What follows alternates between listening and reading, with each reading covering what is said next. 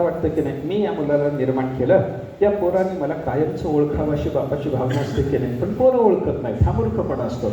तसं काय झालं, देवाने या बाकीच्या सगळ्या योनीकडं निर्माण केल्याच्या नंतर प्रत्येकाकडं पाहिलं, पण हा मला ओळखू शकत नाही. वाघ निर्माण केला, ताकददार आहे, पण हा वाघ मला ओळखण्याच्या कामात समर्थ नाही.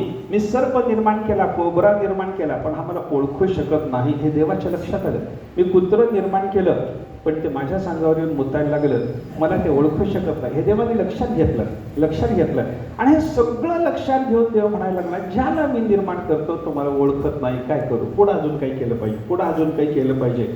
असं होता होता भगवंताने जेव्हा मनुष्य निर्माण केला, बरं का, तैही अतुष्ट हृदय हा पुरुषम विधाय, याचं असं वर्णन केलंय की ज्या देहाला निर्माण केलं त्याला पाहून परमात्मा संतुष्ट नव्हता. हा मला ओळखू शकत नाही, याचं देवाला वैषम्य होतं.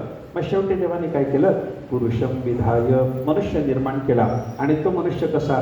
ब्रह्मावलोकधीषणम, परब्रह्माला अवलोकन करण्याची म्हणजे पाहण्याची म्हणजे जाणण्याची, ज्याच्या ठिकाणी धिषणा म्हणजे बुद्धी आहे, ज्याची बुद्धी देवाला जाणू शकते, असा मनुष्य देवाने निर्माण केला. देवाला वाटलं, वा, हा आता मला ओळखू शकतो, माझा एक तरी मुलगा मला ओळखणारा निघाला. देवाला संतोष झाला. ऐका, मग देवाला संतोष कोणाला निर्माण केल्यानंतर झाला? बाकीचे देह का मनुष्याचा देह? मनुष्याचा देह. का त्याला संतोष का झाला?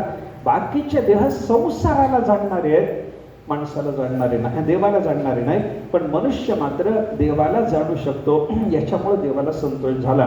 मग देवाला ज्या शरीराला निर्माण केल्याच्या नंतर संतोष झाला, त्या शरीराला प्राप्त झाल्याच्या नंतर देवाच्या संतोषाची क्रिया आपण केली पाहिजे की नाही? बोलत त्याला काय म्हणायचं?